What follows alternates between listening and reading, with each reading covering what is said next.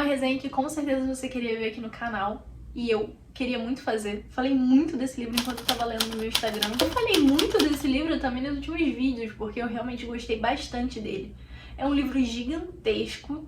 Tem quem fale que são 1.800 páginas, tem quem fale que são 1.400, eu acho que depende um pouco da sua edição.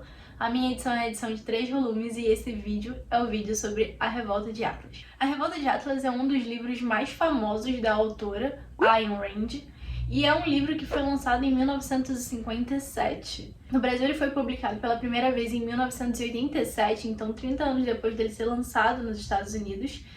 E ele foi originalmente publicado com o título Quem é John Galt. Depois ele é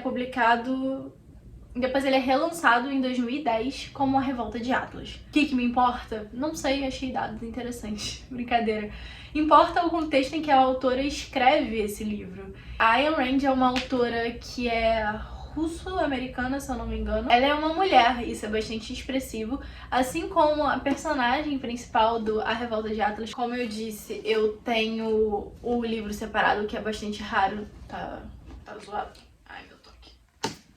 Que é bastante raro de achar. Agora eu achei o meu... Bom, eu tinha o 1 e o 2. Obrigada pelo patrocínio, Gabriel. Eu tinha o 1 e o 2, eu tinha o 2 e o 3 aqui em casa, e o 1 eu comprei na estante virtual. E, enfim, o contexto em que ela escreve é bastante expressivo porque todo esse livro aqui, essas muitas páginas do livro, eles pretendem expor o pensamento dessa filósofa. E por que eu falo que isso é relevante? Primeiro que o primeiro incômodo que eu tive com esse livro é que é uma autora mulher que escreve sobre uma personagem mulher e que ela sequer é mencionada pelo feminismo. Isso é muito problemático e isso deu bastante treta no meu Instagram também. Em síntese, o pensamento da Ayn Rand é liberal e o feminismo é um movimento coletivista e o enredo básico desse livro é uma crítica ao coletivismo. Então, assim, faz sentido que esse livro não seja reconhecido por ser uma crítica ao movimento feminista.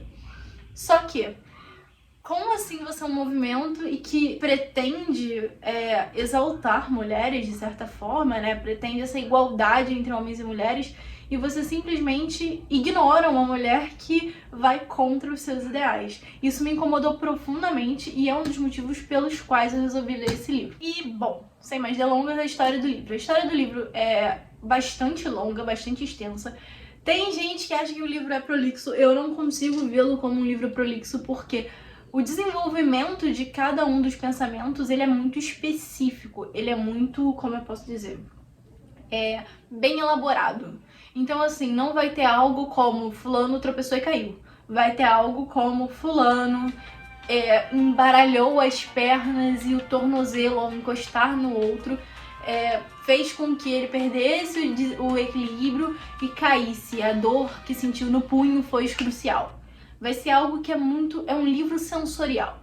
E o livro, ele trabalha, na verdade, com 4 ou 5 personagens principais, sendo a principal delas a Dani, ou Dani, não sei como é que fala, mas ela é uma mulher, ela é uma vice-presidente de uma ferrovia, e o livro, ele é basicamente sobre grandes empresas nos Estados Unidos, em um Estados Unidos distópico. Toda a trama do livro se passa nos Estados Unidos, principalmente na cidade de Nova York e em Colorado, se eu não me engano. Ele é um livro no qual os Estados Unidos é o único país do mundo em que subsiste o capitalismo. Por que capitalismo? Porque esse capitalismo, ele tá muito à mercê do Estado. Você vê um superestado, você vê muita corrupção e principalmente os atores que são principais desse capitalismo, os grandes empresários, os grandes donos de empresa, então a própria Ferrovia Tagar ou o Metal do Frank Harden, que é um outro grande personagem nessa história, eles são condenados a todo momento. A todo momento existe uma lei, que seria um decreto, existe alguma coisa para que essa produção seja ainda mais distribuída. Pode parecer para algumas pessoas que isso seja positivo, mas o livro trata isso de uma forma bastante dura, porque a distopia está justamente aí, de tanto distribuir você não tem mais o que criar, você não tem mais incentivos para criar. E mesmo para aqueles a quem você entrega as coisas, eles não têm incentivo a continuar. Então, em determinado momento do livro, e eu juro que isso não é um spoiler, passa uma lei pela qual, dentre 1 milhão de coisas, as pessoas não podem mais ser demitidas. Por não poderem mais ser demitidas, algumas começam simplesmente a sair das empresas, a desertar. Então, começa a ficar uma situação ali muito complicada e muito em razão dessa super intervenção do Estado. O livro, como eu disse, foi publicado inicialmente com o nome no Brasil, em 1987, Quem é John Galt? E essa é a principal pergunta por grande parte do livro, é um mistério que a personagem principal detesta. É uma pergunta que é usada como troca, então assim, porra, não sei, quem é John Galt? Sei lá, por que isso tá acontecendo assim? Quem é John Galt? É uma mítica que roda o livro, é uma mítica que roda aquela sociedade e que vai sendo explorada ao longo do livro e que no final se resolve, mas que fundamentalmente explica a coisa, o básico do eu simplesmente repito porque eu não sei o que eu tô fazendo. Então, inicialmente é isso, e depois esse pensamento muda ao longo do tempo. Como eu disse, são alguns personagens principais. A principal é a Dani, que é uma mulher que é vice-presidente dessa Ferrovia Tagar. E ela tá ali sempre numa relação de tensão com um irmão, que é presidente, eu não lembro mais o nome dele, mas que é uma pessoa que corresponde ou coaduna ou tá sempre muito próximo desse pensamento de abrir mão, desse pensamento de eu tenho que dar às pessoas a qualquer custo, desse pensamento de eu não me importo se a empresa vai ter lucro, eu não me importo se a empresa tem condição de fazer o que eu quero que ela faça, me importa que eu continue fazendo. E desde o início, essa relação ela é apresentada como a menina que resolve tudo, então a VP que resolve tudo, ela que resolve quando os trilhos não estão funcionando, ela que resolve quando uma linha atrasa, e ele que meio que caga e anda pra ferrovia, mas quer aquilo ali dando certo, porque ele quer que se mantenha o dinheiro dele, e 2, ele precisa daquilo ali como poder e como status. E você começa a perceber que a gerência dele sobre a empresa não é uma gerência de um empresário, e sim de uma criança. Uma criança que não tem a menor noção do que tá fazendo, e uma criança que principalmente não sabe o que fazer e não sabe assumir as responsabilidades pelo que ele tem. Além dessas duas personagens, tem o Frank Riarden, que é dono de uma grande metalúrgica e de um metal que pode fazer o mundo evoluir 1 milhão, porque é um metal que pode, pelo qual pode ser feito tudo, assim, de chaves até os trilhos do trem. E sobre quem o Estado, né, as pessoas que representam o corporativismo, o coletivismo, essas pessoas querem sempre tirar o melhor dele sem dar a ele. Então, por diversas vezes no livro você começa a ficar com raiva porque o Hank, ele só se fode, assim, tipo, ele só se ferra o livro inteiro. Então ele começa a fazer, e aí a patente dele não pode ser realizada porque é perigoso para as outras pessoas que atuam naquele nicho, então para os outros metalúrgicos é perigoso que aquele metal, que é muito superior, esteja no mercado. E aí depois, esses metalúrgicos que se sentem ameaçados, eles não entregam o metal deles e só tem o Hank. Então o Hank começa a entregar e quando vem que esse metal ele é realmente muito melhor, ao invés de a livre concorrência deixar com que o Hank explore esse metal, o que eles fazem? Eles obrigam ele a doar o metal para os outros metalúrgicos. Então são uma série de situações ali com o Hank, até mostrar como o Hank ele começa a ver que não tem como continuar.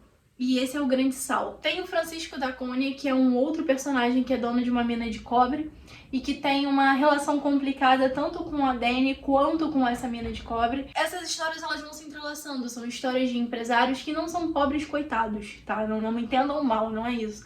Mas são empresários que, apesar de o tempo todo tentarem ali inovar, e não é inovar porque é bonitinho inovar, não é inovar porque a gente quer que inove, não é inovar porque eu vou servir essencialmente a sociedade com essa inovação. Eu quero inovar porque eu quero inovar, porque isso é, porra, foda. isso é irado, isso é o que eu quero fazer, sabe? Tipo, a Dani, ela não quer que a ferrovia dê certo só porque ela leva pessoas de um canto para outro. Ela quer que a ferrovia dê certo porque ela é apaixonada pela ferrovia. Então, não necessariamente essas melhorias são em prol da sociedade, mas elas sem dúvida melhoram a sociedade. E o tempo todo esses empresários sendo cortados por movimentos coletivistas que falam que eles não têm o direito de serem melhores do que ninguém. E essa é a trama do livro. E como eu disse, o livro é uma distopia, então o tiro vai saindo pela culatra, as coisas vão ficando mais complicadas e o mundo vai se deteriorando. E nesse meio de caminho, né, nesse mundo se deteriorando, como eu disse, não são só esses os personagens principais, os demais empresários, então, o empresário que fazia parte do petróleo, o empresário que fazia parte de outros ramos que são necessários à construção, né, que são necessários à manutenção desse mundo distópico, eles começam a assumir.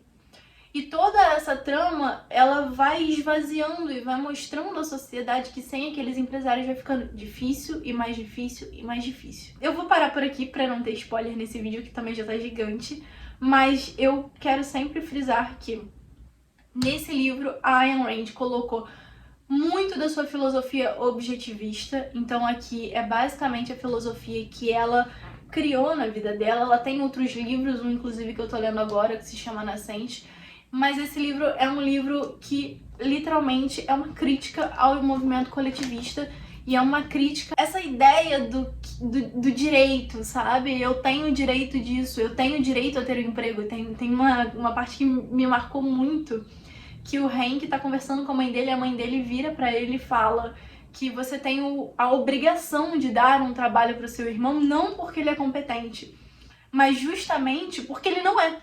Então é sua obrigação dar a ele esse trabalho. E é exatamente isso, é um livro que critica muito essa ideia do você tem direito a isso porque você é ruim, porque você não quer fazer, porque você não se esforça, então você tem direito. Porque é dever de quem tem dar a quem não tem. Isso pode ser levado a 1 milhão de consequências, isso pode ser levado a 1 milhão de extremos, mas basicamente o livro trata sobre isso. É um dos meus livros favoritos da vida, com certeza, valeu muito a pena a leitura. E sobre o texto, enfim, já disse que fala-se muito que a Ayn Rand é prolixa, que ela escreve mal. Eu acho que é um texto super simples, com diálogos gigantescos, e tem um momento que você enche um pouco o saco. Tem um momento, acho que no último livro, que deve ser mais ou menos lá pra página 1200, por aí, em que tem um diálogo de mais de 40 páginas, na verdade um monólogo de mais de 40 páginas, e pode se tornar cansativo. Mas não é um livro difícil, não é um livro de difícil leitura. É uma grande distopia, um grande romance.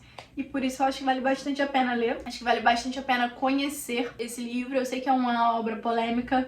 Eu sei que eu fui chamada bastante de liberal no Instagram por conta dessa obra, ou por estar lendo a Ayn Rand, ou defendendo a Ayn Rand. Mas ele vale muito a pena, até pra gente ver a super consequência desse pensamento, que é um pensamento um tanto quanto negativo, um tanto quanto problemático, um tanto quanto sintomático da sociedade que a gente vive hoje. Então é isso. Espero que vocês tenham gostado dessa resenha. Falei pra caramba, mas realmente foi um livro que eu gostei bastante. E se você conheceu o livro, se você tiver outras opiniões, não esquece de comentar aqui embaixo, curte esse vídeo e se inscreve no canal, porque me ajuda muito a crescer por aqui no Instagram. Até o próximo vídeo.